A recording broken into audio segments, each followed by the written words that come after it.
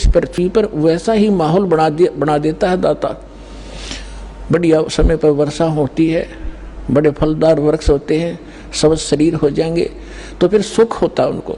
और सुख में भगवान की भक्ति प्राणी फॉर्मलिटी करता है, और दुखी प्राणी जब हो जाता है तब उसका दुख संकट निवारण हो जाता है। फिर उसको बताया जाता है यदि आपने फिर से भक्ति छोड़ दी तो वो कष्ट फिर आ जाएगा, तो वो कभी नहीं छोड़ेगा, आजीवन भक्ति करेगा और वो सफल हो जाएगा।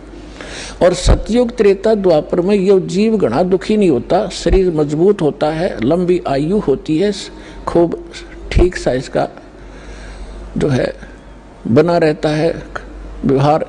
तो उस मालिक को मालूम था कि ये भक्ति नहीं करेंगे, क्योंकि सभी भक्ति करते थे लेकिन शास्त्र विरुद्ध करते रहे, और जिस कारण से वो सोच रहे थे जो साधना हम कर रहे हैं इसी से हमें लाभ हो रहा है, और हो रहा था। वो पिछली बैटरी चार्ज से वो प्रयोग कर रहे थे, अपनी पिछली मलाई खा रहे थे। तो इस प्रकार परमात्मा को पता था, तब उसने कहा था ठीक है, चौथे युग में कलयुग में मैं अपना ज्ञान प्रचार करूंगा। तो काल ने कहा था कि देखो जी, जबरदस्ती ना करना, बलपूर्वक मत ले जाना, आपके ज्ञान को कोई माने समझे स्वीकार करे और आपकी भक्ति करे तो वो आपके हों, और जो मेरे ज्ञान को जो मैं नकली अपने दूत भेजूंगा अपना ज्ञान प्रचार करने के लिए, उनका ज्ञान जो स्वीकार करे तो वो मेरे ही रहे, आप उनको बलपूर्वक न ले जाना। परमात्मा बोला बिल्कुल सही है, जब मेरा ज्ञान ही स्वीकार कोई नहीं करेगा तो खाक जाएगा मेरे लोक में, वो तो वही जाएगा जो मेरा ज्ञान स्वीकार करेगा, मेरी भक्ति ग्रहण करेगा, तब वो जाएगा। तो काल ने जब परमात्मा ने स्वीकृति दे दी, तब काल ने कहा था कि बेशक अब परमात्मा आए थे जोगजीत नाम से कि जाओ जोगजीत संसारा, जीव न माने कहा तुम्हारा, जीव तुम्हारा कहा न माने, हमरी ओढ़ हो बाद बखाने। फिर कहा था द्वादश पंथ करूं मैं साजा, नाम तुम्हारा ले करूं आवाजा, द्वादश पंथ नाम जो ले ही हमरे मुख में आन समोई, और अनेक पंथ चलाऊं या विद जीवों को भरमाऊं, देवल देव और पितृ धाम पुजवाऊं, और जब ऐसे नकली जब तब सबके मन लाऊं, और जाओ जोग जीत संसारा, जीव ने माने कहा तुम्हारा, जीव तुम्हारा कहा ना माने, हमरी ओढ़ हो बाद बखाने, मेरे वकील बन के खड़े हो जाएंगे। तो रामकृष्ण को कैसे भगवान नहीं मानते हो, क्या कर रहे हो? तो परमात्मा ने कहा था कि अब मेरी भी सुन ले दो बात। चौथा युग जब कलयुग आई, तब हम अपना अंश पठाई, काल फंद छूटे डर लोई, जो जितने तू बकवास कर देगा, जितने तू ये भ्रमित करेगा, बंधन बनाएगा, काल फंद छूटे नर लोई, सकल सृष्टि परवानी खोई। ये परमात्मा का वचन है बच्चों, कोई डूम भाट के गीत नहीं है, समर्थ के वचन है। कि कहते हैं कलयुग बीते 5500 पाचा, तब ये वचन मेरा होगा साचा,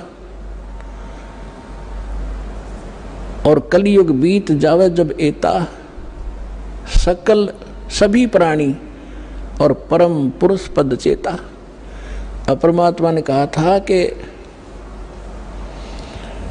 जब चौथा युग कलयुग आवेगा तब मैं अपना अंश भेजूंगा, और उस समय काल के सारे फंद, तेरे सारे दाव पेच, ये अज्ञान को काट दिया जाएगा, और सकल सृष्टि उपदेशी होगी, नाम लेवेगी।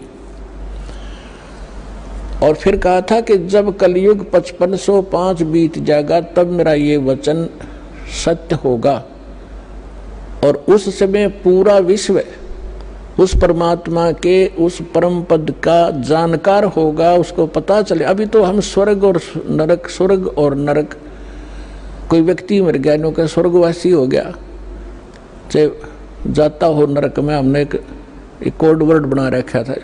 तो अभी तक हमने सतलोक और सचखंड का पता ही नहीं था, परमात्मा का परम पद कौन सा है और कहाँ रहता है, कैसा है, कैसे प्राप्त होता है। और ये नकली पंथ चले थे काल के, राधा स्वामी पंथ और कबीर पंथ, जो 12 पंथ हैं कबीर जी के नाम से चला रखे, सारे नकली और काल के प्रेरित हैं। इनमें ना सत्य ज्ञान है ना सत्य साधना है। तो अंडरस्टूड है, जानना ज्ञान सत्य है, ना वहाँ नाम साधना सत्य है, तो क्या है वो? वो तो खोखा है, नकली है, डुप्लीकेट सारे। तो अब परमात्मा ने कहा कि पूरा विश्व इस ज्ञान से परिचित होगा, पूरा विश्व नाम लेगा।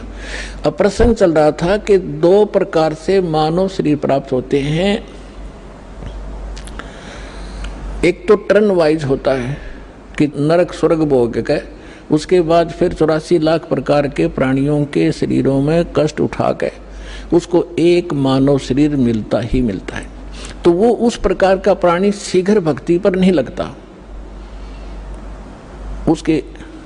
उसके अंदर एक ऐसा गुण होता है, अवगुण होता है, वो बहुत ही देर से बहुत समय लगेगा उसमें, लेकिन मालिक की दया, जो दास ने कल उदाहरण दिया था उस तरीके से उसके ऊपर असर होता है। वो भी तरीका मालिक उन बच्चों के लिए भी अपनाएगा अब। लेकिन जो बता रहा दास के एक पिछले संस्कारों से पुनर्जन्म होते रहते मानव के, उसके लिए अभी तक दास या भूमिका बना रहा है, ये समझाने के लिए आपको कि जैसे आप जी को प्रथम मंत्र दिया जाता है, पहले परमात्मा ने इस प्रथम मंत्र में केवल ये बीच वाले 5 नाम ही दिए जाते थे। और ये काल के पंथ जो राधा स्वामी पंथ और इससे निकले हुई जितनी शाखाएं हैं, ये 5 नाम देते हैं। और वो कौन से नाम? 5 काल के, यूजलेस, ओंकार, रंकार, ज्योत निरंजन, सो हमर सतनाम। सतनाम कोई जाप है, ओंकार रंकार ये कोई जाप है? ये 5 नाम थे जो दास आपको प्रथम मंत्र में बीच के 2 फर्स्ट एंड लास्ट को छोड़कर, ये पहले नहीं दिया जाता था, इसलिए इसको अभी तक गुप्त रखा था। ये कंप्लीट कोर्स है। और वो बीच वाले जो मंत्र हैं वो आपको संसारिक सुविधा यहाँ की उपलब्ध कराएंगे, क्योंकि उनका टैक्स देंगे। ये पूजा नहीं, साधना है। साधना और पूजा में अंतर होता है। जैसे हम पूजा करते हैं परमात्मा को पाने की, तो हम परमात्मा को पाने के लिए जो भी प्रयत्न करते हैं वो साधना है। जैसे हमने, हमारा पूज्य है जल, हमने जल प्राप्त करना है, तो जल प्राप्त करना जमीन के अंदर है, तो हमारा जो पूज्य है, इष्ट है, वो है जल। और उसके पाने के लिए, जल प्राप्त करने के लिए जो भी हम क्रिया करते हैं, बोकी लगाते हैं, पाइप डालते हैं, फिर हैंडपंप लगाते हैं, तो वो हमारी साधना है, वो पूजा नहीं है। उसको पाने के लिए जो हमारा पूज्य है, हमारा जो इष्ट है, वो तो जल है। उसके लिए जो प्रयत्न किया गया वो साधना है और वो पूजा है उसको पाने की। तो इस प्रकार इसको पूजा और इसको समझना। हमारी आस्था तो जल के अंदर है, उन इंस्ट्रूमेंटों में थोड़ी है, और उनके बिना वो मिले नहीं। तो इसी प्रकार ये जो प्रथम मंत्र आपके दिए जाते हैं ये साधना है। और इस जैसे इस दूसरे शब्दों में दास आपको कहे कि जैसे ये मंत्र एक ऐसी कमाई है, ऐसी शीघ्र अफेक्ट करती है, देवताओं को विवश करते हैं ये मंत्र आपको लाभ देने के लिए। जैसे आपको बताया था कि भैंसे को भैंसा भैंसा करता रहो, वो कभी ध्यान नहीं देता।